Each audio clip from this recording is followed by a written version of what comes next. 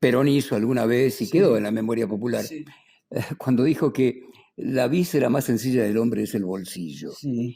Y esto tiene que ver con algo que vos dijiste en el curso de esta nota respecto a las dificultades que puede tener el hombre de a pie, la mujer de a pie, la gente en general respecto de algunas cuestiones que pueden considerar o sonar abstractas para la vida de todos ellos. ¿Qué pensás sobre esto? Y bueno, sí, cada vez las sociedades cada vez son más complejas, cada vez nos cuesta más entender qué es lo que está pasando, identificar bien dónde están nuestros intereses. Y aquí deberían cumplir un rol muy importante los medios de comunicación. Vos fijate con el tema del discurso del odio. Esto hay que decirlo. El discurso del odio es muy malo, nocivo, es terrible, ¿eh? Y puede terminar causando problemas muy serios, hay que detenerlo. Y claro que hay un discurso del odio, pero cualquiera que vea y ingrese a las redes sociales, no a ver lo que dice una persona que no sabemos quién es, a ver lo que dice un dirigente. Hace poco un dirigente de una fuerza, líder de una fuerza aliada, Cambiemos, dijo que este tipo de manifestaciones, como las que habían ocurrido en Jujuy, se arreglan con bala o cárcel. ¿Cómo puede decir un dirigente una cosa de esa naturaleza, amigo? Bueno, y digo, los medios de comunicación deben hacer docencia. La política debe hacer docencia, sí, pero tenemos dificultades para hacer docencia, porque la política en este momento, frente al desafecto y la desconfianza por parte de la sociedad, no goza de demasiada credibilidad. Pero los medios sí pueden gozar de credibilidad y deberían hacer un esfuerzo para terminar con este clima de confrontación, de crispación. El adversario es perverso, el adversario nunca tiene razón, el adversario siempre está haciendo las cosas mal porque quiere. Deberíamos terminar con eso. La barbaridad, los adjetivos que se utilizan para definir al adversario. Dios mío, estas cosas, y son promovidas, a veces celebradas por los medios. De uno y otro lado, hay que tener mucho cuidado porque, bueno, el rol de los medios de comunicación, ¿cuál es? Generar conciencia, hacer docencia. ¿Cuál debería ser el rol de los medios de comunicación? Tratar de que la gente cuente con todos los elementos de juicio como para poder hacer un análisis autónomo acerca de lo que está pasando en el país, ¿no? Interpretar adecuadamente la realidad. No pasa eso hoy. Y la política no puede hacer demasiado por eso, ni siquiera creo que sea la mayor responsable. Hoy, digamos, hoy la política no puede comunicar como sí pueden hacerlo otras instancias. Comunicar para generar conciencia, no para manipular, no para persuadir. No son medios de persuasión, son medios de comunicación. No puedo menos que recordar que el 1 de septiembre del año pasado intentaron asesinar a la vicepresidenta de los argentinos. La vicepresidenta dijo que el 1 de septiembre del año pasado se había roto el pacto democrático que se había sellado el 30 de octubre de 1983, cuando se estableció el conjunto de la sociedad y de la política que nunca más la eliminación de un adversario iba a ser posible en un país que se preciara de ser democrático. Sí, yo creo que se manifestó la ruptura del pacto democrático.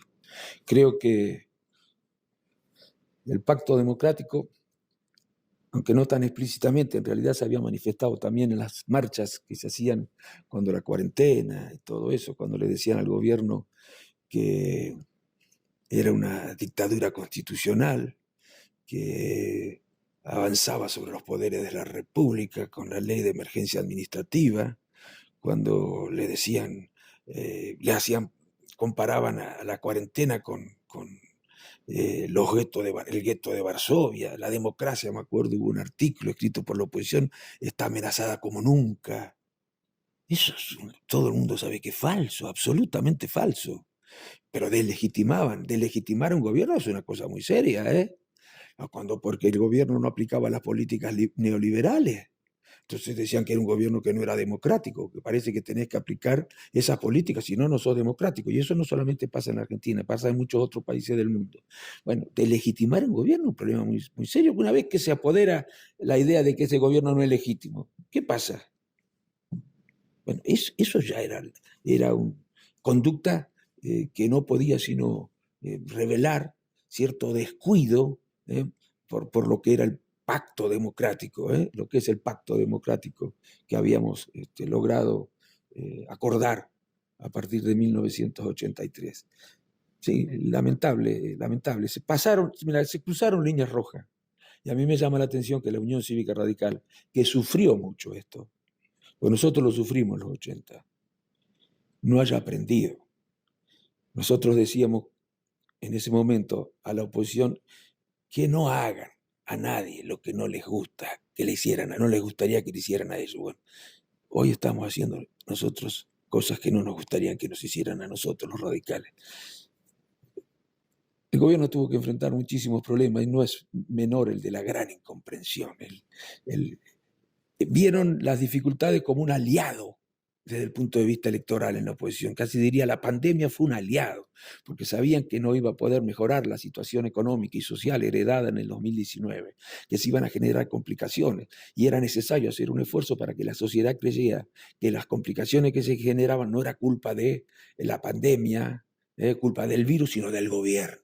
Y hubo toda una campaña orientada a instalar esa idea en la sociedad, y creo que se instaló, más allá de los errores que se cometen siempre en los gobiernos. Ningún gobierno hace todo mal, ni siquiera en la década del 90, cada vez que se abrió una universidad o se hacía una escuela era una cosa buena. Ningún gobierno hace todo mal, tampoco ningún gobierno hace todo bien. Bueno, y por supuesto que se han cometido errores. Se han cometido errores, pero yo creo que hubiera sido mucho peor la cosa si en el 2019 hubiera ganado Cambiemos y hubiera enfrentado la pandemia con las políticas que decía que iba a aplicar el que era candidato entonces Mauricio Macri. Más de lo mismo, es decir, si se hubieran aplicado las políticas que se aplicaron desde 2015 al 2019, pero más rápido, estaríamos mucho peor desde el punto de vista económico. Claro, esto es contrafáctico, pero la gente tiene que pensar qué es lo que pasó en aquel gobierno. Y sin pandemia, sin guerra, sin sequías, sin tasas de interés que subían como están subiendo ahora las de, las de los bancos centrales y las que pesan sobre la deuda nuestra. Bueno, ¿qué hubiera pasado si hubiera gobernado el PRO? A ver qué hubiera pasado. ¿Y qué va a pasar si gobierna hacia adelante el PRO? Bueno, pensemos qué es lo que va a pasar. Tenemos la obligación de pensar eso por nosotros mismos y por el país. Tenemos un problema gravísimo que es la deuda externa argentina. Es un problema central. ¿Crees que el radicalismo, por ejemplo, tendría que expresarse en este sentido? Mira, el radicalismo, no, ¿querés que te diga la verdad? No les va a gustar a mis correligionarios lo que yo les digo, pero lo he dicho siempre. El radicalismo renunció a su identidad del 2015 al 2019. Renunció, la puso en suspenso, si vos querés. Y acompañó todas las decisiones que tomaba el gobierno, aunque fueran exactamente las contrarias que las que nosotros creíamos que había que tomar. Ellos lo negaron, pero es así, yo lo sé, yo no lo leí en los diarios ni me lo contó nadie, yo lo sé. Acompañamos decisiones que nosotros creíamos que no eran buenas, probablemente porque pensaban que haber planteado diferencia hubiera afectado la imagen de cohesión del gobierno y eso no era bueno. Probablemente pensaban eso, no lo sé.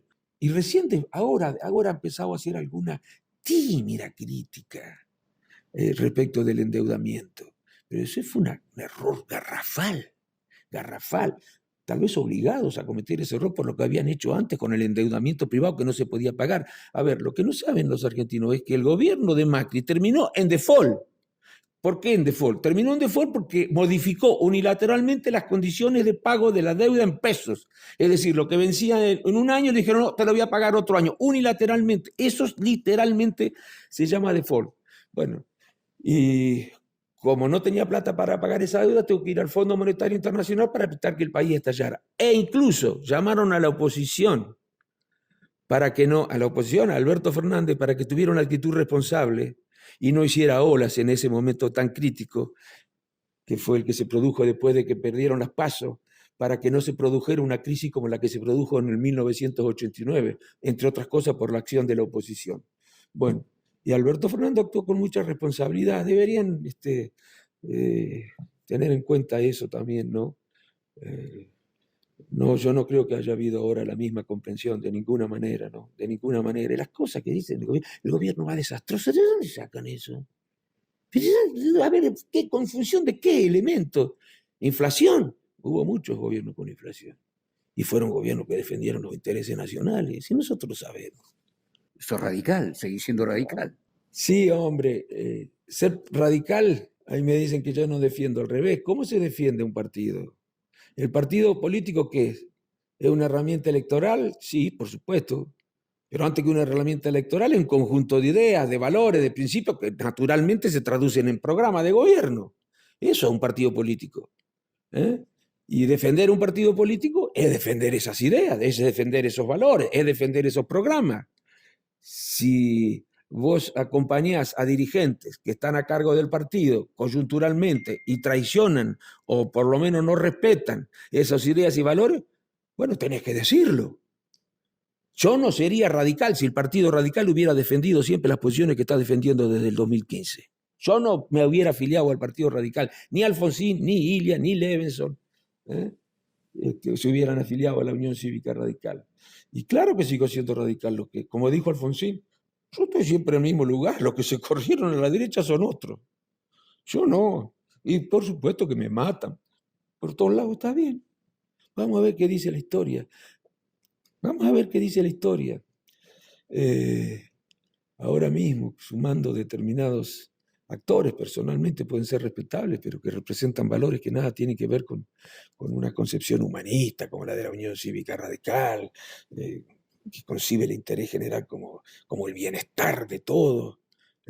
Y vamos a tener con esos dirigentes, acuérdense lo que le digo, la cantidad de problemas que vamos a tener con esas acumulaciones que hicimos en los últimos tiempos en Cambiemos, con las que hicieron los dirigentes que están conduciendo el partido.